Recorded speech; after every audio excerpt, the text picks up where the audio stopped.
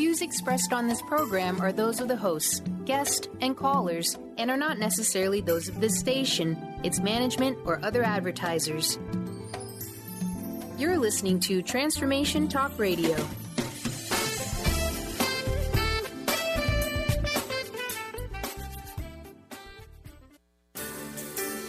On the cutting edge of the new mainstream, Christine Upchurch is passionate about bringing together science, psychology, and spirituality in a way that can be applied to our everyday lives for true transformation. The Christine Upchurch Show, stellar conversations to illuminate your journey, engages some of the most inspired visionaries on the planet in lighthearted, lively dialogue. Join us as we explore the expansive nature of reality in a down-to-earth way, offering you insights and tools, empowering you to become that bright light you're meant to be. Now, here's your host, Christine Upchurch.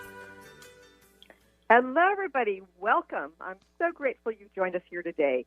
You might be listening live in the Seattle area on AM 1150 KKNW. You might be listening live anywhere around the world on Transformation Talk Radio or Blog Talk Radio. Or you might be listening after the fact on one of the 50 different podcasts this ends up. But wherever and whenever you're listening to this, you're going to be grateful you joined us. We are going to be talking about something that people who are on their conscious journeys rarely speak about in public. And what I'm talking about is spiritual burnout. But before I get into that, I want to say hello to the man behind the technology who makes my job so much easier, Mr. Benny Mathers. Good morning, Benny. Hey, Christine, how's it going? Yeah, well, it's going. It's still snowy. Yeah, so basically you and a lot of others are suffering from snow burnout. I mean, I think that's basically what we're experiencing. Yeah, exactly. Yes, indeed. And, I think over the last week and a half, 2 weeks, we have gotten 30 inches here. Wow! And, that's the most I've ever heard. Yeah, and the fact is they don't plow down this way. And so... who do I need to talk to up there? Well, yeah. King County, apparently, they've reduced their the amount of roads, the percentage of roads that they plow because of some sort of decrease in funding back in 2010. So 15% of the roads get plowed and sanded. How dare they? I know. Don't they know you're priority on their list? Come on. Yes. Like I said, I'll make some calls. Oh, thank you, Betty. You're welcome. But besides snow burnout, there is this thing called spiritual burnout, or at least that's the way I refer to it. Maybe you've been going along on your conscious journey, psycho-spiritual, expansive journey for, I don't know, a few years, a few decades, and you feel like you've hit a wall. And the things that used to feel sacred or special or made you feel blissful just are kind of like a little blasé. You may be suffering from spiritual burnout. Today, I'm going to be talking with Cate Montana, and she and I are going to be chatting about what spiritual burnout is, what are some of the signs and symptoms, what are the underlying causes, and how this is here to serve you and to serve us collectively to move us forward in new ways. And I'm really excited about having Cate Montana here again. She is an amazing author. She is the author of Unearthing Venus, The E-Word, and co-author of The Heart of the Matter with Dr. Darren Weissman. She's got her master's degree in humanistic psychology and transpersonal and transcendent consciousness. No, sorry, I'm reading this wrong. She writes and teaches about the ego, transpersonal and transcendent consciousness, quantum physics, and evolution. She's been a journalist for almost 30 years, and she writes for a couple of different really prestigious journals. One, Psychology Today, and the other is What Doctors Don't Tell You, Lynn McTaggart's journal out of the UK. And she also blogs for the Huffington Post. She's now living in Hawaii. I'm so jealous. I'd like to welcome our guest today, Cate Montana. Hi, Cate. Hi, Christine. Well, it's snowing in Maui, too, so hey. That is so bizarre. Is it snowing at ground level, or is it just up in the mountains? It's up in the mountain. It has never snowed, apparently, in Hawaiian history below the 8,000-foot elevation, and it snowed at 6,000 feet a couple of days ago, and we got another 6 inches last night.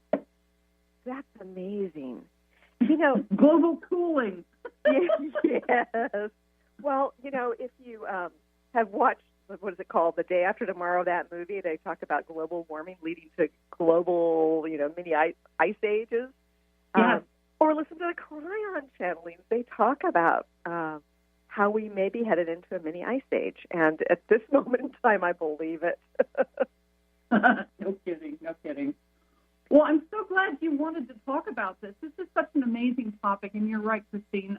I in private conversations, people talk about this, but rarely publicly. Yeah, so let's come out of the closet about it today, Kate. So, Kate, you've shared your story with me, and I would love it if you could share with our listeners how things have unfolded for you. Now, you're a very successful writer, wonderful teacher. You've got your pulse on the consciousness movement in a variety of ways, and even you, too, have suffered from some of this burnout. Can you tell us a little bit about your story? Yeah, it looks like I got my act together. What goes on behind the curtain. We're so trained to put on a good face, and especially in the spiritual community, especially if you've got chapters addressing you as a spiritual luminary, and you've got books out there, and you're teaching, and you're doing podcast shows. And right. It's like, you got to have it all together. You got to have the answers all the time, and it gets exhausting because I'm human. We're all human, and I think a lot of the burnout, frankly, if I could sum it up in a few words, Christine, is I think it's just exhaustion from thinking that we have to have all the answers all the time, and to seek those answers. And then once we've got the answer, oh, well, I know what the soul is. Oh, well, I know what quantum physics says. And then we have all these answers. And we think because I know, all right, I'm going to do the stop the we pronoun and go to I. I thought because I had all the answers, that was it. And then I looked at my life and it was like, I was still Cate Montana. I was still the same person. I was still getting freaked out about money if, I lost a job, or if somebody hurt my feelings, and I was still so vulnerable, and I was still so driven by my ego. And I was like, oh my God, well, now what? If the answers, and I've got all of them, just ask me, I've got all the answers. if that didn't shake the tree and make a profound difference in my life, so that I was what we're all apparently striving for, which is to be these enlightened, amazing, happy beings, fulfilled, etc., and a relative peace in our hearts. And I'm like, oh my God, well, the answers sure aren't it, but then what? So, I got really burned out with answers in a hurry, Christine. Right. And so it's been an up and down, sleigh ride, I must admit. I think there are a lot of people out there right now who have felt like we're on this precipice of amazing change on our planet. And, and people are starting to say, hey, Mom, are we there yet? Hey, Mother Earth, are we there yet?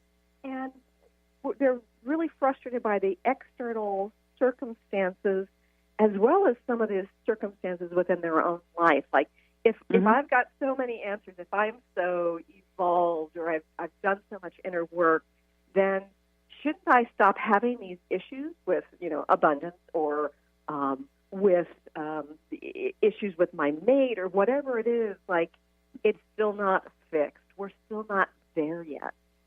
Yeah, exactly. And, as I say, it has been kind of a roller coaster. The first 10, 15 years of my spiritual pursuit, and that's an interesting word, pursuit.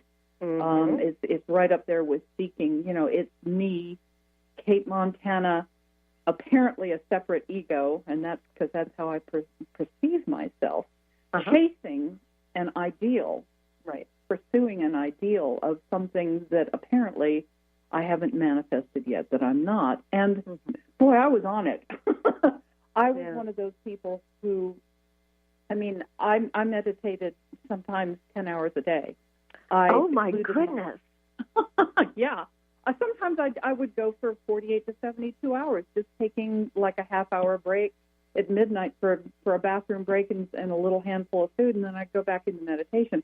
I took this stuff seriously. I did the cave pursuit. I did I did everything but go to India and live in a loincloth. And so the first 10, 15 years, I was just on it. So being in pursuit completely occupied my mind. Mm-hmm. And I thought I was getting somewhere, again, because I would read all these books and I would get all these answers. And then, of course, how wonderful and delicious. We've all had these amazing, mind-shattering experiences, even if it's just the briefest glimpse in meditation, that, wow, the window opens for a moment.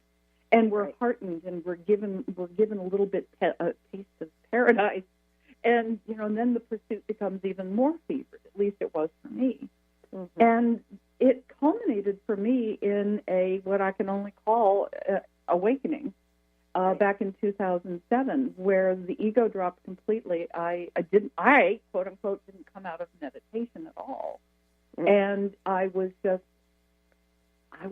the whole. I was I was intelligence with no boundary or even a name. I mean, I could remember the name Cate Montana, and I certainly was aware of everything that my personality and my life had contained. But it wasn't me. It was a joke. It was very funny. But then I came back after 3 days, and what was I supposed to do with that? And I was still left with me. And that was the profound, starting in 2007, that was the profound first place I ever really, after I'm going to use the word attain, and attain is just the wrong word, because enlightenment isn't something we can attain. Right. That's part of that pursuit thing, that seeking thing, that means I, Kate, I who am separate, a human being, am pursuing and attaining enlightenment, another state of mind. Unfortunately, that pursuit just means that I'm concretizing, I'm solidifying even more the personality structure of Kate that is doing the pursuing of attaining enlightenment. Oh, yeah, that's a profound point. And when we come back, I want to talk a little bit more about the seeking, the pursuing, and how that might be the old-fashioned way to experience spirituality or the wholeness of who we are.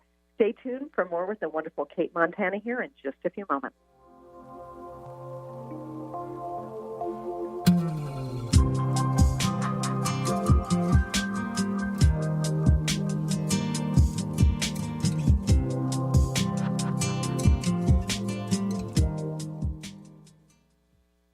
Learn to live in the light and unveil the authentic you with A Time of Healing Radio with me, Felice Diana, on transformationtalkradio.com. Tune in every third Tuesday at 11 a.m. Pacific as I help listeners understand sacred fusion energy and how to connect to the spirit that fuels the very life we live. Explore the journey of spiritual transcendence and ultimately discover the path to peace, love, purpose and wholeness. For more information, visit atimeofhealing.com. I'm Peggy Snow with another Stellar Reflections Minute. Presence, or what we think of as being fully in the moment, is a key element in the process of healing work. As a practitioner facilitating a session, genuine presence takes us out of our heads, where we tend to decide what is and maybe what should be for the client, and moves us into direct experience where we're available to witness the person in their wholeness. In this receptive realm, our senses are heightened and expanded, allowing us to perceive what's seeking to unfold and to interact in the moment. There's something profoundly powerful that happens when healing is approached in this simple, pure way. Balance can be restored and healing can take place on multiple levels. If you'd like more information about the services we offer at Stellar Reflections, visit us at stellarreflections.com or call 425-999-9836. That's 425-999-9836. Are you ready to finally feel empowered and knowledgeable in your political stance?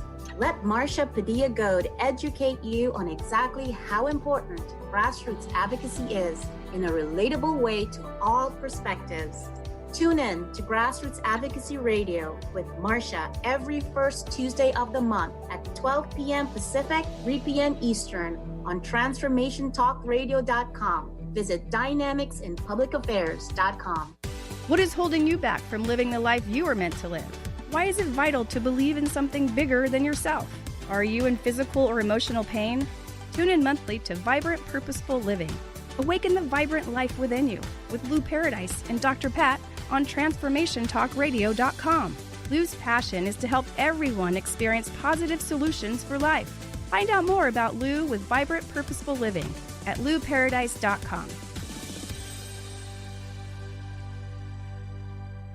On the cutting edge of the new mainstream, Christine Upchurch is passionate about bringing together science, psychology, and spirituality in a way that can be applied to our everyday lives for true transformation. The Christine Upchurch Show, stellar conversations to illuminate your journey, engages some of the most outstanding visionaries on the planet in lively dialogue to inspire you to become that bright light you're meant to be. Join Christine every Friday at 11 a.m. Pacific Time on KKNW, AM 1150, and Transformation Talk Radio.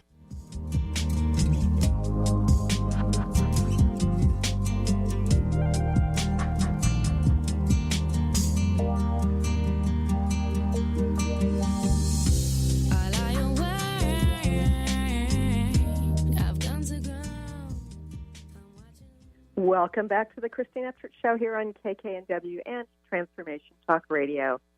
You know, Kate, before the break, you were talking about how you had done all this pursuing, and then you had these few days when you sort of melted Kate away, and then you came back. What happened when you sort of came back into Kate, the ego, the human, having the spiritual being having that human experience? How did you deal with it? I was freaking depressed. I was so depressed. I was devastated, Christine, because and the thing that devastated me the most is that I realized that there was nothing I, as Cate Montana, could possibly do to get myself back to that enlightened state, because the enlightened state was the absence of myself. So to reiterate, that whole dynamic that I'd spent 15 years pursuing enlightenment so that Cate Montana would be enlightened, and then to realize that Cate Montana really didn't exist. It was just a thought in my head. It had no reality. Yeah. And then to come back and still be stuck in that reality was just, it was incredibly depressing. But I think that, and that's when I hit my first real spiritual burnout place.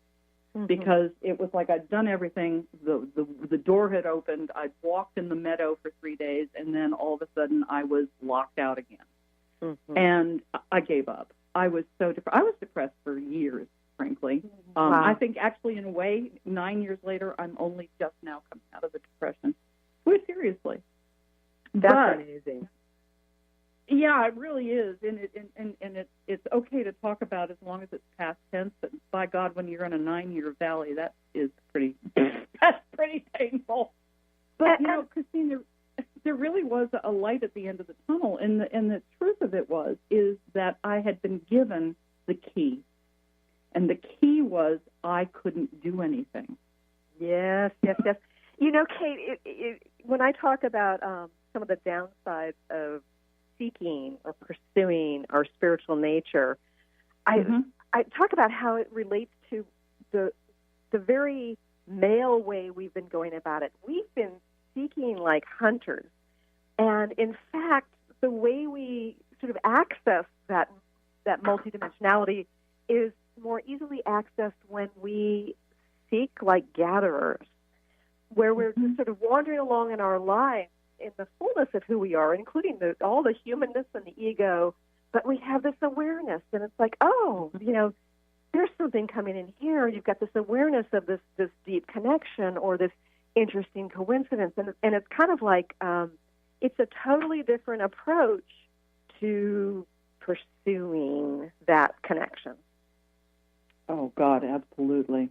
It's like the difference between, we have executive burnout, and spiritual burnout is the same thing. It's directly proportional to the amount of effort and work and intellectual pursuit and and as you say, a very hunter, masculine, attack, aggressor energy that we dedicate to this. And I had spent 15 years in that energy. And then what I was left with in the denouement was realizing I could absolutely do nothing. Mm-hmm. And yes, that was depressing as hell for my ego, but it really is the key. It has been for me. Yes, it's taken another 9 years, but of not doing anything. Right. And for a driven type A personality to quote unquote not do anything. I've written books. Yes, I do this, I that. I do talks, but like compared to where I was, I'm not doing anything. Yes, and you and I have talked about how I was so driven myself and very mission based, and I taught thousands around the world to facilitate healing, and it was like I loved that role. And then after I got off of that, and I sort of pulled away from healing sessions and moved to coaching and workshops and that sort of thing. It's like eventually I got to this place where it's like, I don't know if I really want to do this anymore. In fact, I don't even know who I am in relationship to all that. And it was I liken it to being this difference between like getting into a motorboat with navigation software on your boat where you know exactly where you're going via GPS to like being out on a raft and just trying to stay afloat and not having any idea what shore you're going to get washed to. Oh, absolutely. Because the GPS device and the absolute, this is what I'm doing and this is where I'm going and I know where I'm headed, that is all symptomatic of a very solid, boundaried ego. I am going to do this. I know where I'm headed. I am going to accomplish X, Y, Z because this is for the good of the planet, or whatever excuse we're handing ourselves to allow ourselves to feel good about the pursuit. And wow, that it's so subtle, because what you're talking about is the difference between, as you say, the hunter with the arrow and the spear, and the gatherer who is gathering life. It's not about. It's the difference between the journey and the ends versus the means, the journey versus the end. It's like, forget the end. You don't know what the end is going to be. And and from my personality, from my limited human experience and intellectual mind frame, the end that I can predict and pursue and desire, they only come from my limited memory-based mind. And if I drop all of that, which is scary as hell, but it opens up the rainbow, it opens up the treasure chest, the pot of gold that is that's not at the end of anything. It's just an ongoing trail that leads us into forever. Right. And so that's a totally different mindset. Yeah.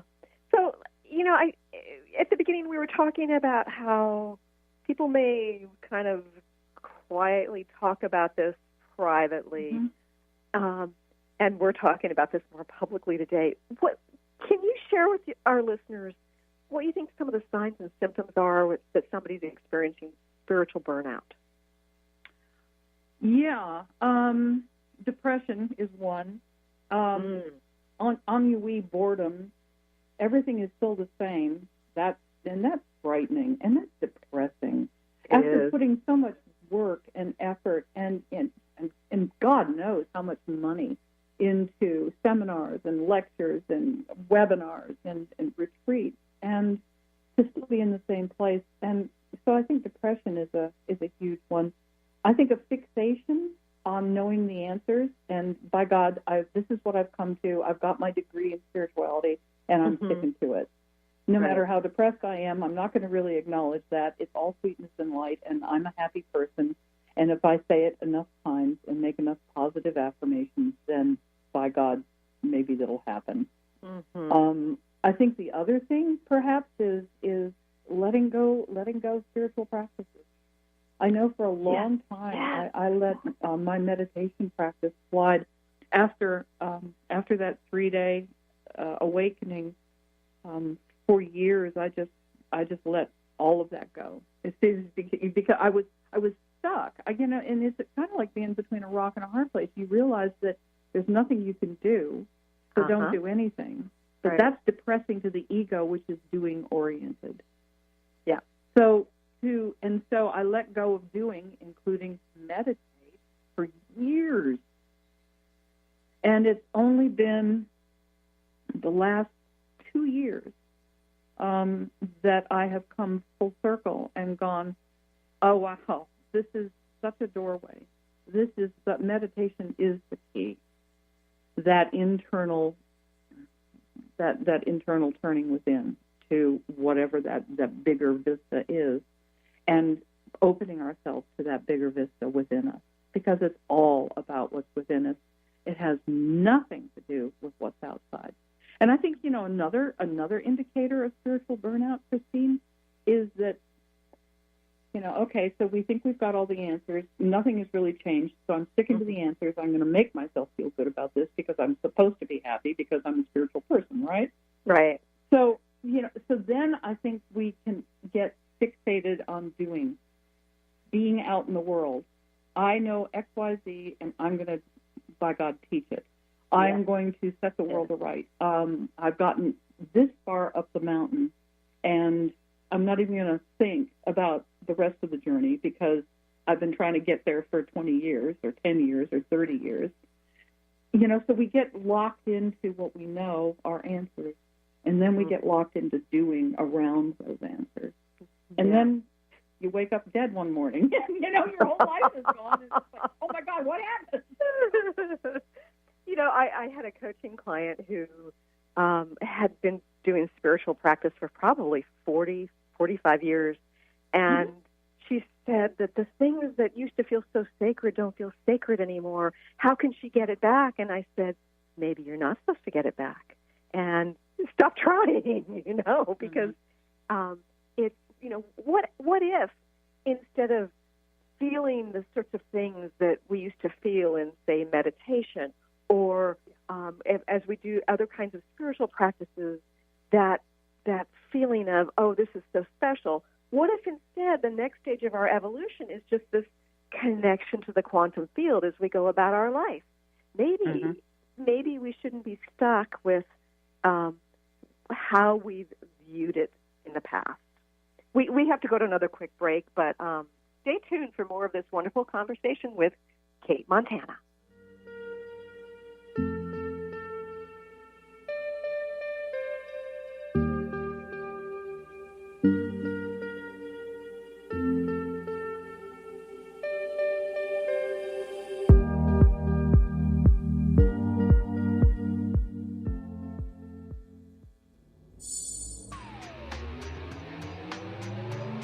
Are you ready for unfiltered gratitude, unfiltered frequency, and unfiltered creation? Then don't miss Mike Murphy Unfiltered on TransformationTalkRadio.com Thursday from 12 to 2 Pacific Time, as Mike Murphy and a cast of powerful guests discuss and demonstrate the principles and practices of the creation frequency. Tune in to unleash the power of your mind. Open the immense energy of the heart to manifest an awesome life filled with true health, wealth, confidence, gratitude, and joy. Unfiltered truth and unfiltered frequency to uncover and let go of limiting beliefs and access your powerful intentions that resonate out into the universe with Mike Murphy Unfiltered. For more information on Mike and his work, visit his website at MikeMurphyUnfiltered.com. Imagine that you can create anything you choose. Literally, imagine it. Join us to explore the neuroscience of imagination, intention, and ClearSpeak. Tune in to ClearSpeak Talk Radio with Dr. Ned Wolf on TransformationTalkRadio.com every fourth Friday at 9 a.m. Pacific, 12 p.m. Eastern, as she explores how your inner dialogue, your conversations, and the words you choose to use can help set goals you keep, achieve greater health and resources, and feel the ease and flow of loving your life. For more information, visit JeanetteWolf.com. What is a brilliant culture, and how do we create them? Why are they important? Claudette Rowley has created a breakthrough 5-step process to help you align your culture with your business strategy for exceptional results. Looking for a culture that drives organizational excellence? Listen to Cultural Brilliance Radio, the second and fourth Friday of each month at 10 a.m. Pacific and 1 p.m. Eastern on Transformation Talk Radio. To learn more or work with Claudette, visit culturalbrilliance.com. I'm Christine Upchurch, and this is a Stellar Reflections Minute. Years ago, when facing cancer, without any immediate treatment options, I sought healing by making various life changes. For a while, I followed a very restrictive diet. I often found myself obsessing about which foods were good and which ones were bad. Then one day, I realized I was consuming foods based on fear of not getting well. But I didn't want to make choices out of fear anymore. I decided it was far better for my immune system if I allowed myself to experience the joy that came from, say, eating frozen yogurt, than it was for me to ingest the fear that came from avoiding it. Now, instead of choosing healthy habits based on fear, I try to make choices because they feel right and ultimately bring me joy and ease. How many of your healthy habits are really based on fear? Please visit stellarreflections.com or call 425-999-9836. That's 425-999-9836.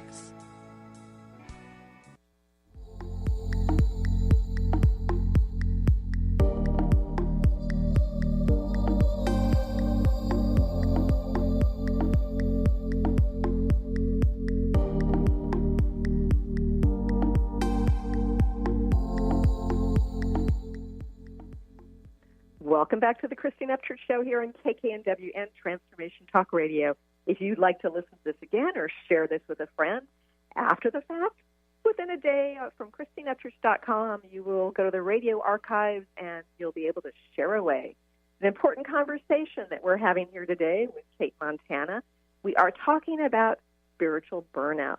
Now, Cate, you and I on the break were talking a little bit about how people will be doing in the teaching realm, the spiritual realm, and they'll experience burnout, or they'll feel this duality of this is what I'm teaching, but I'm not really feeling this. What about some of the real darkness with some of those who have been teaching spirituality and healing? You know, I think the thing of it is that we have a tendency in our search for answers, in our desperation for answers.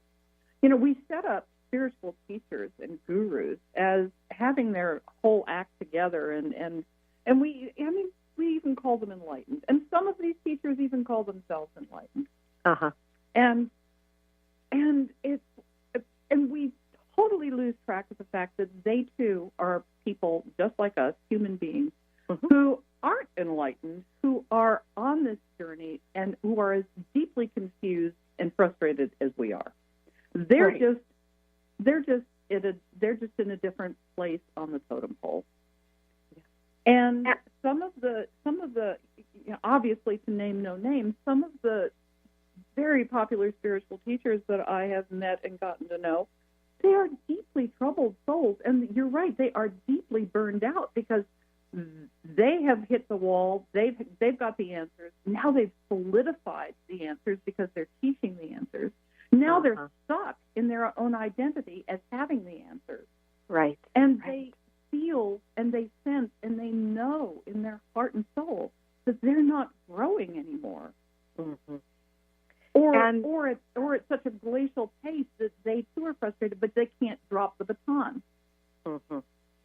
And there are many out there who actually will admit their own, you know, the foibles and difficulties with their own journey. But what I find fascinating is there are some out there who behind the scenes have real shadow sides. Like they treat their staff poorly. They can be verbally abusive, and it's just a small subset, but these are people who are greatly admired, and it's like there's some problem here if those we are following have such shadows that they're not dealing with. Yeah, exactly, and they don't see it. You know, one of the things that I've realized about the whole spiritual journey from my own experience is that when I had the answers, and because I had all these amazing enlightenment experiences, which is a total misnomer because enlightenment is not an experience, because having an experience means being a separate self, having an experience of something else. Yes, I love that. I always have to go back and reiterate that. But, because we get to this place where we think we know it all, therefore we become convinced that we do really know. And it's not a facade. We've genuinely pulled the wool over our own eyes. The mind is such a tricky, tricky thing.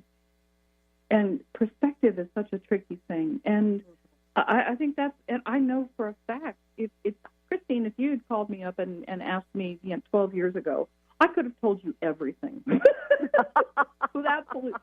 absolute certitude. Uh-huh. And the further I go down this path now, realizing, number one, I'm not who I thought I was.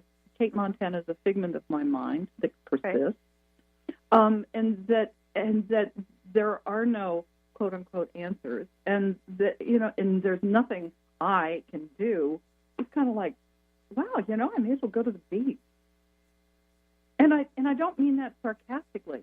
Yeah. It's like all of a sudden when we finally hit that place where we realize that everything we've set ourselves up in, and that includes, Christine, when my last book came out, The E Word, Ego, Enlightenment, and Other Essentials, I was fast on the track of becoming one of these huge, big teachers. That's what I was aiming for. And to make a very painful, long story short, I hit the wall because I recognized that I had such ego involvement. Wow. And here I'd written a book about the ego. Oh, my God. Stripping it to the bone. And I had such a vested egoic interest in being a successful teacher that I had to drop the whole ball of wax because I was walking into one more ego trap, and I hadn't seen it. I actually was approached by a guy at my very first book signing when the E Word came out, and he asked me, he looked at me and he said, aren't you afraid of getting trapped by your ego in one more game? And I was so asleep, Christine. I looked him right in the eye and I assured him that I was awake and that I knew what I was doing. Oh, I'm sure that was painful because, clearly you've got gifts to share because, as you are, Kate in this life, you've been doing that. You've been writing important articles. You've been writing insightful books. How do you balance being on a mission with not letting your ego be the driver? I was on here we go. This is so interesting, Christine, because here we come with layers of intention. When I wrote the E Word, I was on a mission. I was going to write what I knew about the ego and that awakening that showed me what enlightenment is, the nature of it, blah, blah. So I was on a mission. But I have a much larger mission, which is to jolly well wake up for good. That's my larger mission in life. So my larger mission in life canceled out my ego's mission to be out there. And I'm not saying that I won't be a teacher. I am a teacher. We're talking right now. We're teaching each other. Sure. But it was like the larger agenda took over and gave me the opportunity to see through the mirror of my own ego yet one more layer and yet one more layer. And what I've come to now is such an ease. I'm in such an easy place because I've let go my heart's desires, my ego's desires. And because I realized that most of my heart's desires were my ego's desires. I'd confused even that. And so I've finally gotten to the place I swear to God, just in the last few months, Christine, where I don't feel driven by anything. I'm just here. I'm living in Hawaii. What an amazing choice that was. That was left field. But I'm just showing up with whatever shows up. I'm finally moving into that, walking through the meadow and through the woods as the gatherer, gathering life experiences, not looking to get anywhere. Yeah. And that has, Christine, I cannot tell you, oh my God, I'm getting cold chills. I cannot tell you the weight of the world and my own ego has really dropped hugely in just the last few months, finally walking into that sweet place of just not caring anymore about being or doing or having or becoming anything. And what you're talking about is letting go of the attachment. That's something that I've been looking at. Like, I've thought to myself, am I getting lazy? Am I going the wrong direction? There are times when it's like, don't feel like writing anymore, or I don't feel like, doing what I think I wanted to do. I'm going to go a different direction. And it's not about me being wishy-washy. It's me being honest with myself about, I really, when I let go of attachment, that's not important. Or if I let go of attachment of that, this is what's really important instead. Yeah. I know, because what was isn't now, if we give ourselves half a chance. And that's just brilliant. That's exactly what it is, Christine. And it's funny because I'm working on an online course right now, and it really surprises me the direction that I've gone, because I work in the consciousness realm, right? And yet I sort of ask myself on a regular basis, ask the powers that be, the universal intelligence, whatever you want to call it, how can I help? And all of a sudden it hit me one day, I need to teach people how to be effective radio and podcast guests, because I've got the know-how, the experience, and the teaching skills. And it's like, but that's not in the consciousness realm. Yes, I could help people in the consciousness realm, but no, that's not a part of, when I let go of attachment, that's an important part of my direction, important part of my path. And it's like, okay, whatever, I'll do it. That's brilliant. That's exactly it. It's like, I have no idea where I'm going to end up now, Christine. Yeah. It's not that I love what you said about, you worry about feeling lazy because, you're just not driven anymore. And it's like, and yet at the same time, it's like the biggest, most delicious relief in your life that you're not driven anymore. And it's a trust in the flow of life as well. Yeah. We have to go to something will show up. Yes, exactly. Exactly. That gatherer's hunting strawberry or young tender greens or something along the way, and we don't exactly know what we're going to find, but it does arrive. We have to go to another quick break, but when we return, we'll continue this conversation.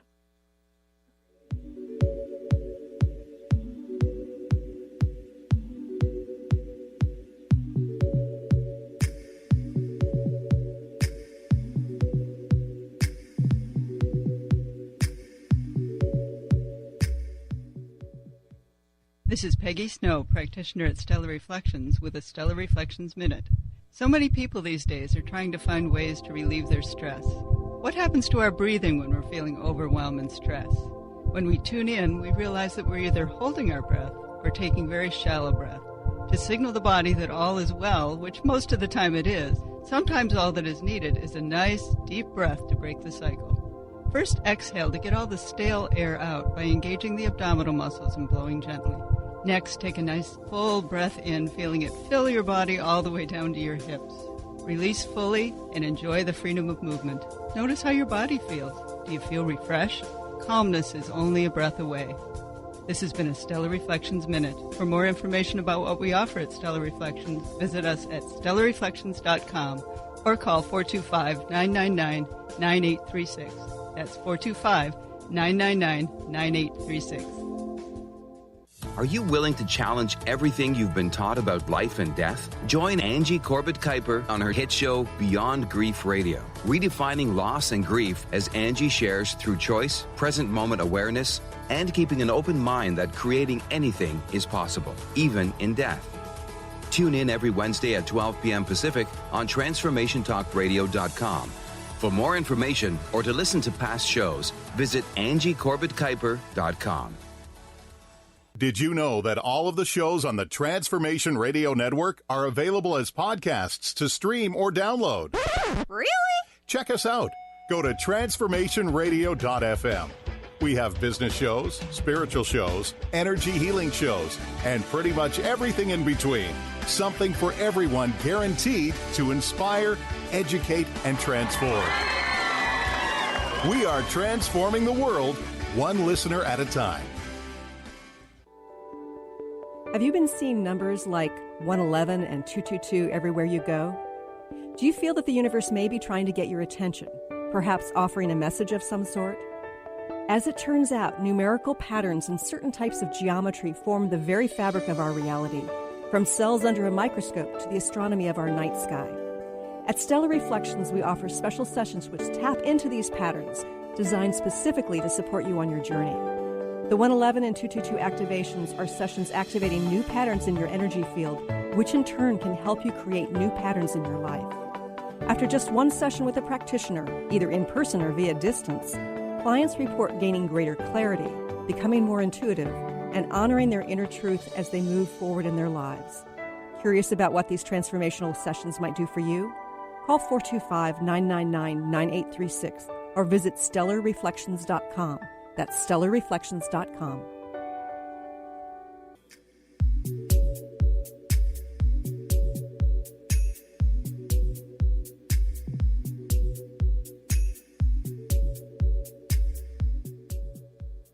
Welcome back to the Christine Upchurch Show here on KKNW and Transformation Talk Radio. You know, Kate, during the break, you and I have great conversations on the break, too.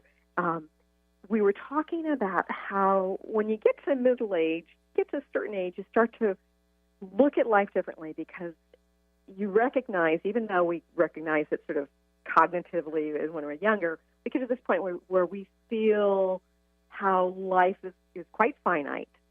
And we can either respond to that by, going after more goals like a hunter, like got to hurry up and finish these things of life, or we can take a different approach. What's your perspective on this? When I turned 60, that totally freaked me out because my mother died at 67. So all of a sudden I was like, oh my God, I have 7 years left. Oh, wow. I mean, that was just an unconscious, and I think a lot of us go there. A lot of us go there. And so I spent the first 5 years of that 7 years doing exactly that. I got to finish my goals. I got to do this book. I got to be a success. I've got to la, la, la, la, la.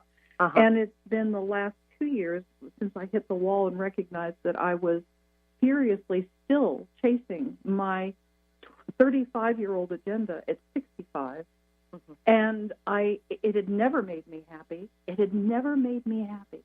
Wow. And so all of a sudden it was like, well, maybe I should just drop that agenda. It is my ego's agenda, after all, to be a success and to inform everybody about what I know. And so the last 2 years have been, again, this dropping into the more feminine, the more receptive, the more totally present with life, wandering through the meadows, gatherer perspective, gathering life to me, savoring it richly, drawing to me new experiences that I never could have plotted from my ego, more masculine hunter perspective, my driven perspective. Give us an example of something that's been sort of welcomed into your life by shifting how you're approaching life. I was absolute to be the spiritual teacher and do this very aggressive marketing campaigns for my books, etc. And when I dropped that, I wandered. I wandered for a year, or actually a year and a half, looking for a place to live because I just dropped it all. Well, all of a sudden, out of left field, a friend invited me to visit Maui. I came here. I'd never once in my life even thought about even visiting Hawaii. I didn't care about Hawaii. I came here, and Maui pulled me into her heart and core and said, you come to be with me. You come to Mama Maui, and you rest here. Mm-hmm. And I came here, and this has been a magical experience. So far, I'm looking out the window at this astounding rainbow from the south shore to the north shore, covering all of West Maui. And it has taken me into the depths of this feminine relaxation, this tropical ease, and a graciousness of living in a slow way that I would never have allowed myself on the mainland, which is part of the gift of my letting go, my ego's obsession with having to accomplish anything so that I can open up and be slow enough and present enough and happy enough and relaxed enough to let life itself in the door and show me what else there is that I haven't been seeing. because I've been so fixated in my obsession to get somewhere. And, Kate, I love the way you talk about letting life in, because I think that part of our pursuit has been very, very compartmentalized. It's like we need to we need to pursue our spirituality. We need to balance our spirituality with this and this. It's like really it's about embracing it all, which may mean finding your way into a restaurant with yummy food, or running into a friend and laughing, or it may be having a transcendent experience. But it's about life, capital L, as opposed to life compartmentalized into subcategories. Yeah, and life is all about me accomplishing X, Y, and Z and getting to the finish line. Yeah. And then I'm at the finish line, and I look back and I go, oh, my God, that was another life wasted, and I thought it was in such hot pursuit. Right. Yes, I get that. Life along the way. Yeah. Right. So it's just astounding, Christine, and I'm so grateful for the perspective of having gone through this frenzy and lived long enough to come out the other side. Yeah. So it's amazing. Kate, in like 2 minutes or less, how do you think this our individual sort of spiritual burnout is going to influence the collective? I think it's a good thing, because I think when we hit the wall, burnout's about hitting the wall. Mm-hmm. And when we hit the wall, we realize that what we were doing wasn't working. Yeah. So, some people will obviously stay in the depression of the burnout or kind of flail back into the past and try to keep massaging what they were doing that wasn't working. And then life just kind of like is this dribbling ennui that to the end. Mm-hmm. Some people will hit the wall of burnout and will experience whatever pain they experience there. But then the realization is that this wasn't working. What a gift to realize that something hasn't been working. And then the door opens. Then the opportunities flow in for us to have, if we just simply ask for, well, if that wasn't working, well, what will open me up? What will enable this life to flower? Because we are here as pieces of life to flower and blossom. And, I hate talking in cliches, but cliches are cliches because they're so doggone true, is you cannot force a rose to bloom. Right. And you can't force a daisy to be a rose. No. And it does it naturally. So, asking the question, what is my natural state? What does my natural being want? Not my idea about who I am, not my idea about what I need, not my idea about who I'm supposed to be and look like and have, but what is that natural state? What is my natural state? What does it want? Yeah. It brings us ease. How can it power? Yeah. This is fascinating, and I think it's a really important topic. Thank you for joining me coming out of the closet about this. And I want you to share with our listeners how they can connect with you. Absolutely. My website, www.catemontana.com, or Facebook, therealcatemontana.com, or Montana Kate. Okay, great. And, I think that many people are facing this right now, and I am grateful that you're willing to state your truth about this. And thank you. I think that this is an important next step in our evolution, and coming out of the closet is an important piece of this. And you had some great suggestions. So thank you, Kate, for joining us here today. Oh, Christine, thank you for asking me on the show. And thank you for joining us here today. I look forward to talking to you again soon. If you want to share this archive, go to ChristineUpchurch.com. Bye, everybody.